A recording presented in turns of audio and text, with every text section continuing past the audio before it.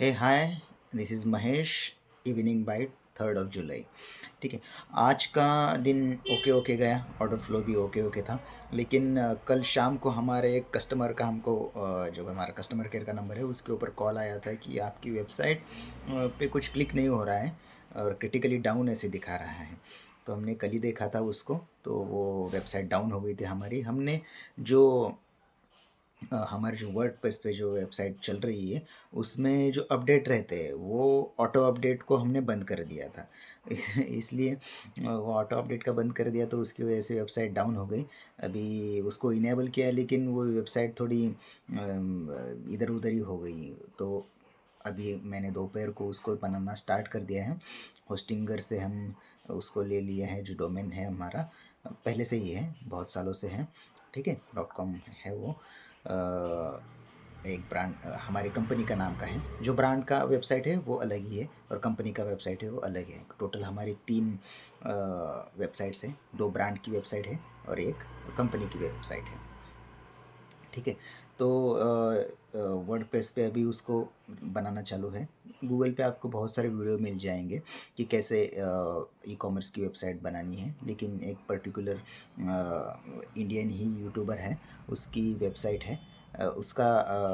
उसने वर्डप्रेस पे e commerce की वेबसाइट सिंपल तरीके से कैसे बनानी है वो दिया है, तो उसको ही फॉलो करके मैं बनाता हूँ। ठीक है, एक रात में हो जाएगा, आज रात को वो कंप्लीट हो जाएगा, लाइव हो जाती है। तो इतना कोई प्रॉब्लम नहीं है। लेकिन खाली एक ही प्रॉब्लम है बहुत, क्योंकि वो उसने जो वीडियो बनाया है वो 2 साल पुराना है। और वो अभी जो एस्ट्रा जो थीम जो हम अपलोड किए हैं, एक्टिवेट किए, उसने भी वही किया था। लेकिन उसके अंदर वो ऑप्शन नहीं आ रहा, तो वो ज़रा दिमाग लगाने का काम हो गया है। पहले कैसा था, उसने बोला ये करो, इधर क्लिक करो, उधर क्लिक करो, हो जाता था। अभी ज़रा दिमाग लगाना पड़ रहा है। ठीक है।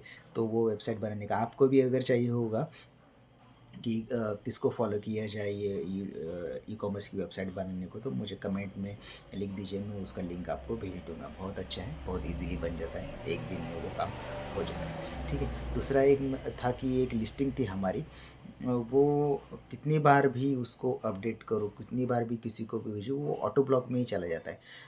कस्टमर केयर को कॉल किया तो कस्टमर केयर वाले बोल रहे, customer care sorry, seller support वालों को कॉल किया, वो बोल रहे हैं कि आपने जो बॉक्स डाला है लिस्टिंग के अंदर, मीन्स फ्रंट फ्रंट इमेज जो रहती है हमारी, जो मेन इमेज रहती है, मैं फ्लिपकार्ट के बारे में बात कर रहा हूँ, उसमें वो बॉक्स हटाई और एक्चुअल प्रोडक्ट रखी है। मीन्स ये बहुत ही इलॉजिकल है। कि सपोज़ एक एग्जांपल लेते हैं, आपका टॉय है, टॉय किस में आएगा, बॉक्स में आएगा ना। खाली टॉय ऐसे कार है ऐसे खुला में बेचते जाओगे आप, नहीं। टॉय जो कार है हमारी वो बॉक्स में डाली है। ठीक है। अभी फोटो क्या है, यहाँ पे बॉक्स है और उसके साइड में ऐसी कार है, तो ये मेन इमेज है। ठीक है। तो वो बोल रहे हैं कि नहीं नहीं, आपका प्रोडक्ट क्या है, आपका प्रोडक्ट टॉय है ना, तो खाली टॉय जो कार है आपकी वही आनी चाहिए, बॉक्स को हटाओ, बॉक्स नहीं चाहिए। It is very much illogical. ये कहाँ का कैसा बॉट लाते, कैसा एआई वहाँ पे लगाया है इन लोगों ने, ये बहुत ही प्रॉब्लमेटिक है वो। तो हमारा प्रोडक्ट कांच का है। ठीक है। तो कांच प्रोडक्ट तो विदाउट बॉक्स कोई आदमी पसंद ही नहीं करेगा, उसको लेने का भी नहीं चाहेगा, क्लिक ही नहीं करेगा, उस पर कन्वर्जन भी नहीं आएगा, कुछ नहीं आएगा, प्रोडक्ट की जो सेल है बहुत ठुक जाएगी। ठीक है। तो कितनी बार उनको समझाने जाओ, लेकिन वो भी बोलते हैं हमारे हाथ में कुछ नहीं है, जो ऐसा है वो ऐसा है। ठीक है। अभी देखते हैं, 1-2 दिन फिर से किसी को भेजता हूँ, अगर नहीं हुआ तो खाली जो स्टैंड अलोन प्रोडक्ट है विदाउट बॉक्स, तो उसका ही फ़ोटो अपलोड करना पड़ेगा और वो अप्रूव करवाना पड़ेगा। अगर मुझे, मैं actually I want to change my keywords, तो उसकी वजह से मैंने एडिट में डाला था, कीवर्ड रह गए बाजू, बाकी इन लोगों ने पकड़ दिए। हमेशा ऐसा ही रहता है, हम कुछ चेंज करने जाओ वो चेंज वो कर देते हैं, दूसरा कुछ निकाल देते, ये चेंज करो, वो चेंज करो। अरे नहीं करने का था वो चेंज, मुझे खाली ये दूसरी चीज़ चेंज करने की थी। ये सुनते नहीं है। फ्लिपकार्ट का बहुत ही अलग सिनारियो रहता है, इनका क्यूसी बहुत ही अलग है, एकदम ही अलग है। मैं कैसा था, 2-3 बार एक लड़की थी लिस्टिंग टीम में। लिस्टिंग जब क्यूसी उनको समझ में नहीं आता तो लिस्टिंग टीम को वो फॉरवर्ड करती है। तो लिस्टिंग टीम की एक लड़की थी, वो बहुत ही स्मार्ट थी, नॉलेजेबल थी, तो उसको तो मैंने उसका नाम ले लिया था। ठीक है।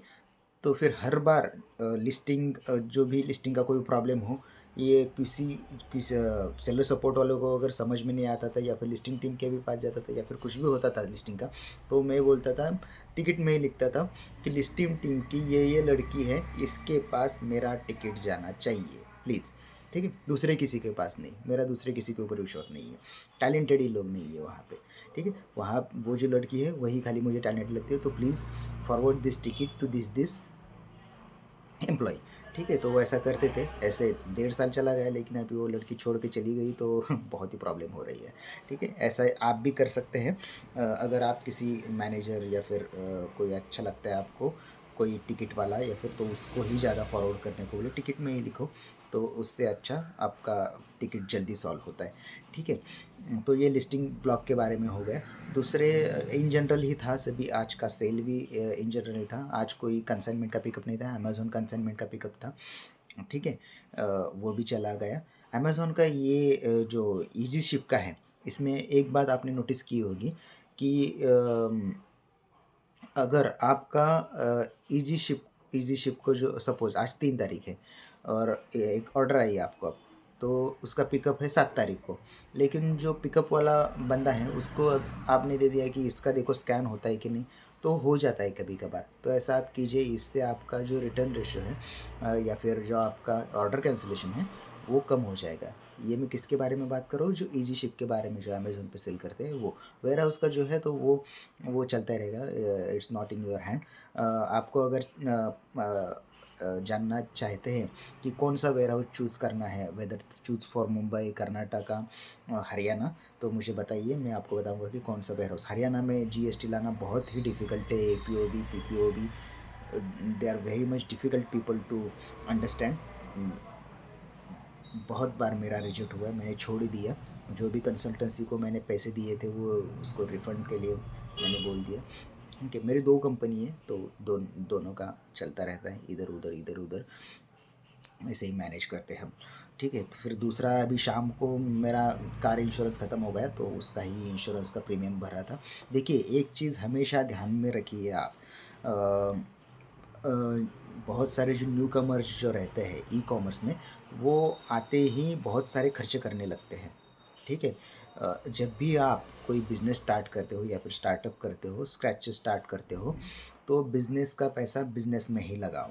जो भी आपको प्रॉफिट आता है, 10 रुपये, 15 रुपये, 100 रुपये, कितना भी प्रॉफिट आता है वो आप बिज़नेस में डालो, उसको बाहर मत निकालो। बहुत सारे लोग क्या करते हैं, थोड़े से पैसे आ गए तो कार ले लेते हैं, थोड़े से पैसे आ गए ज़मीन खरीद लेते हैं, फ्लैट खरीद लेते हैं। ऐसा कभी भी मत कीजिए, उस पैसों को बिज़नेस में ही डालिए। कार बिल्कुल मत खरीदिए, दिखावे करने की, शोशेबाजी करने की कोई ज़रूरत नहीं है आपको। कोई आपके ऑफिस के लिए जगह खरीदने की ज़रूरत नहीं है। अपने बिज़नेस को हमेशा एसेट लाइट रखो। एसेट लाइट मीन्स व्हाट, आप हार्ड एसेट, जो परमानेंट एसेट रहते हैं, वो जितने कम रहते हैं उतने कम खरीदो। लैपटॉप, कंप्यूटर, ऐसी चीज़ें रहती है वो खरीदो। ज़्यादा ज़मीन खरीदना, फ्लैट खरीदना, जगह खरीदना, ऐसी चीज़ों में मत पड़ो। टेबल ये वो खरीद सकते हो, लेकिन बाकी एसेट लाइट मॉडल रखो, बहुत फ़ायदे में रहोगे। ठीक है, कोई भी चीज़ खरीदने के मत जाओ, रेंट कर सकते हो तो रेंट खरीदो। थोड़े से ये बहुत बार मैंने देखा है कि थोड़ा सा बिजनेस चलने लगा तो जो ओनर रहता है वो सेठ बन जाता है। नहीं नहीं, मैं नहीं पैकिंग करूँगा, मैं नहीं बक्से उठाऊँगा, मैं ये नहीं करूँगा, मैं वो नहीं करूँगा। ऐसा कभी भी नहीं करने का। आपको ग्राउंड लेवल पे काम करना ही पड़ेगा। सेठ नहीं बनने का इतनी जल्दी। सेठ बनने के लिए आपको बहुत कमाना है। ठीक है, 100-200 करोड़ आपके पास हो गया, फिर आप सेठ बनिए, फिर काम करना बंद कीजिए, फिर गाड़ी मत चलाइए। अभी आप सेठ नहीं है, 100 करोड़ है आपके पास नहीं है, तो फिर गाड़ी चलाइए, ड्राइवर बनिए। ठीक है, अकाउंट खुद हैंडल कीजिए, खुद डिज़ाइन डेवलप कीजिए, खुद बॉक्स पैक कीजिए, खुद कटिंग कीजिए। ठीक है, ऐसा करिए तो ही आपको समझ में आएगा कि क्या नट्स एंड बोल्ट्स रहते हैं इस बिज़नेस के, तो ही आप जाके उसको मॉनिटर कर सकते हैं बाद में। ठीक है, तो पहले से ही सेट मत बनिए। ठीक है, तो ये कार इंश्योरेंस का था। कार इंश्योरेंस कर दिया मैंने। एक भी दिन बिना इंश्योरेंस के आप कार मत चलाइए, आपकी लाइफ बहुत इंपॉर्टेंट है। और हमेशा एक्सीडेंटल कवर ज़्यादा से ज़्यादा रखिए, 1-2 हज़ार के लिए। पूरी जो आपकी जो फैमिली है उसका जो रिस्क है वो दांव में मत लगाइए, क्योंकि आप चले गए अगर ऊपर तो इनको बहुत प्रॉब्लम हो जाएंगे। तो इसके लिए गाड़ी अच्छी तरह से चलाइए, हमेशा इंश्योरेंस रखिए, टर्म इंश्योरेंस हमेशा रखिए। मेरा 4 कंपनियों का टर्म इंश्योरेंस है, ठीक है। बहुत पहले लिया हुआ है, सॉरी 5 कंपनी का इंश्योरेंस है, बहुत पहले लिया हुआ है। और हर जो इंश्योरेंस रहता है वो आपके जो नॉमिनी है उसको हमेशा भेजने का है आपको। जो इंश्योरेंस है आपके नॉमिनी को पता रहना चाहिए। मेरे केस में वाइफ है तो उसको मैं भेजता हूँ हमेशा, जो भी इंश्योरेंस है साल में या फिर 6 महीने में ईमेल करता हूँ हर एक इंश्योरेंस। 4 जो इंश्योरेंस है, टर्म इंश्योरेंस, दूसरा चीज़ health insurance, car insurance, bike insurance, ये सभी इंश्योरेंस जो आपकी जो वाइफ है उसको व्हाट्सएप पे भेजने का। दूसरा चीज़ ईमेल पे भेजने का। तीसरा चीज़ ये देखो, ये मैंने इतने इतने का इंश्योरेंस लिया है, इतना इतना प्रीमियम जाता है, तुमको पता रहना चाहिए कि मैंने इतने इंश्योरेंस लिए।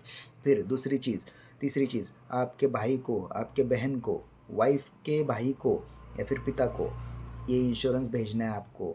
ऐसा हो गया कि आप जा रहे हो लोनावाला में, आपकी कार नीचे डायरेक्टली गिर गई, दोनों ख़त्म, तो बाकी आपके जो बच्चे हैं, हमारी जो बच्ची है उसको कैसा पैसा मिलेगा? वो तो मे भी हमारी कार में ही रहेगी, वो बच गई, या फिर दूसरे के पास रहेगी, वो बच गई, तो पैसा कैसे मिलेगा दूसरों को?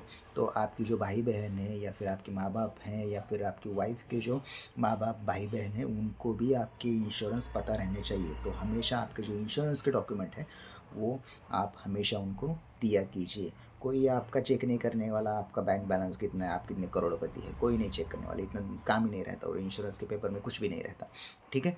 तो ये इंश्योरेंस का था, ठीक है। कल बात करते हैं। आई थिंक इतना ज्ञान सफिशिएंट है। आप मुझे बताइए कि आपको ये वीडियो कैसा लगा, और लाइक कीजिए, शेयर कीजिए, सब्सक्राइब कीजिए। बहुत कम लोग देख रहे हैं मेरे मुझे समझ भी नहीं आ रहा कि वीडियो कैसे बनाने का है, कौन सा टॉपिक लेने का है।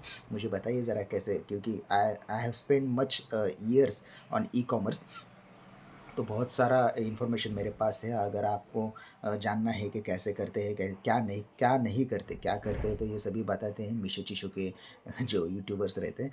लेकिन अच्छा ब्रांड बनाने का है, अच्छा धंधा करने का है, प्रॉफिटेबल, ठीक है, प्रॉफिटेबल धंधा बनाने का है, तो मुझे लिखिए कमेंट्स में, मैं आपको ज़रूर बताऊँगा। और हाँ, सब्सक्राइब कीजिए यार, ठीक है। Thank you.